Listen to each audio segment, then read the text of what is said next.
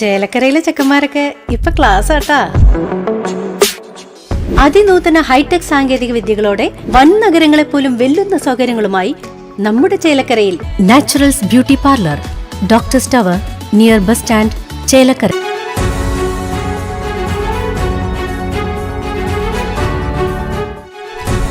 ചേലക്കര മേഖലയിൽ അനുദിനം ആവർത്തിക്കുന്ന കാട്ടാന ശല്യത്തിൽ പ്രതികരണവുമായി ചേലക്കര MLA UR പ്രദീപ് രംഗത്ത്. നിലവിലെ നിയമം മാറ്റാനാവില്ലെന്നും വൈദ്യുതി വേലികൾ തീർത്ത് സുരക്ഷയൊരുക്കാനുള്ള ശ്രമങ്ങൾ ഊർജിതമാക്കണമെന്നും MLA പറഞ്ഞു. ആന ഇപ്പോൾ അറിയാലോ, നമുക്ക് ഈ അടുത്ത കാലത്താണ് ആനയുടെ വരവ് വല്ലാതെ കൂടി. അടുത്ത കാലത്താണ് ചേലക്കരയിൽ ഈ ആനശല്യം വല്ലാതെ കൂടിപ്പോയത്. നമുക്കറിയാം, ഈ കുതിരാൻ തുരങ്കവുമായി ബന്ധപ്പെട്ട വഴി തുറന്നു കൊടുത്തപ്പോൾ ശേഷമാണ് ആനകൾ ഇങ്ങോട്ട് സഞ്ചാരം കൂടിയത്. നമ്മുടെ എളനാട് വരെ ഉള്ള പ്രദേശത്ത് ആനകളുടെ സഞ്ചാരം ധാരാളമായിട്ടുണ്ട്. മാത്രമല്ല, ഏകദേശം 17 ആനകളും ഇപ്പോൾ ഈ കാടുകളിൽ ബീച്ചി മുതലുള്ള എളനാട് വരെയുള്ള പ്രദേശങ്ങളിൽ ഉണ്ട് എന്നാണ് അറിയാൻ കഴിയുന്നത്. ഇവിടെ ആന കൃഷിസ്ഥിരങ്ങളിലും പൊതുജനങ്ങളുടെ ശ്രദ്ധയ്ക്കും വരാതിരിക്കാൻ വേണ്ടിയുള്ള ഇടപെടലാണ് ഇപ്പോൾ നമുക്ക് ചെയ്യാറുള്ളത്.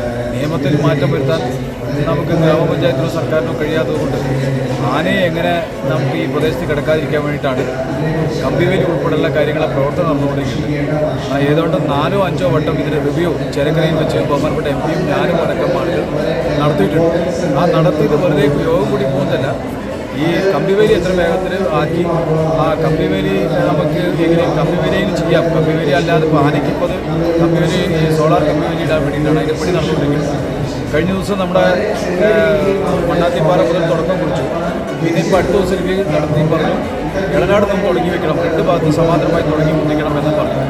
ഇതിൻ്റെ മെറ്റീരിയൽസ് ആണെങ്കിൽ ഗാലറൈസ് ചെയ്ത പോസ്റ്റുകളാണ്, എന്ന് വെച്ചാൽ ഉരുമ്പ് കയറാത്ത പോസ്റ്റുകളാണ് ഇത് സ്ഥാപിക്കാൻ പറ്റുള്ളൂ. അപ്പോൾ അത് കോയമ്പത്തൂരാണ് ഇതിൻ്റെ പണി നടക്കുന്നത്. അവിടെയാണ് കിട്ടുള്ളൂ. അവിടെ നല്ല തിരക്കില്ല, കിട്ടുന്ന മുറയ്ക്ക് ഇടയ്ക്ക് ഇങ്ങനെ കൊണ്ടുവന്നുകൊണ്ടിരിക്കുകയാണ്.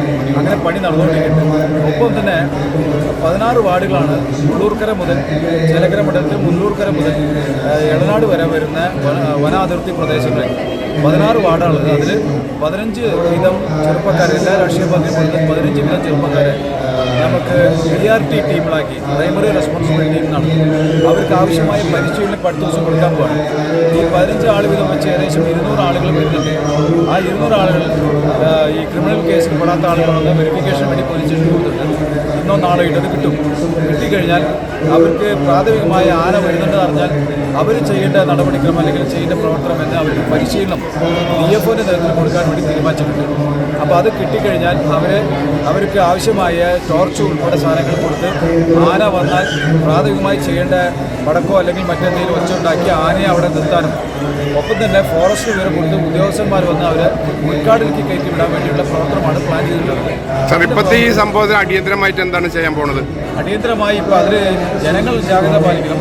ബന്ധപ്പെട്ട് ഇപ്പോൾ ഇത് വേഗത്തിലാക്കണമെന്നാണ് അടിയന്തരമായി. ഇപ്പോൾ നമ്മൾ ആനയുടെ മുമ്പിൽ വേറെന്തും ചെയ്യാതെ വന്നാൽ പൊതുജനങ്ങൾ അങ്ങനെ വെപ്പറടിച്ചതിന് മുമ്പ് കൂടെ അല്ലെങ്കിൽ മറ്റെന്തെങ്കിലും കൈകാര്യം ചെയ്യരുത്. അത് ഫോറസ്റ്റ് ഉദ്യോഗസ്ഥന്മാരെ അറിയിപ്പ് കൊടുത്ത് അവരത് കൈകാര്യം ചെയ്യാൻ വേണ്ടിയുള്ള ഇടപെടൽ നടത്തണം എന്ന് മാത്രമാണ്.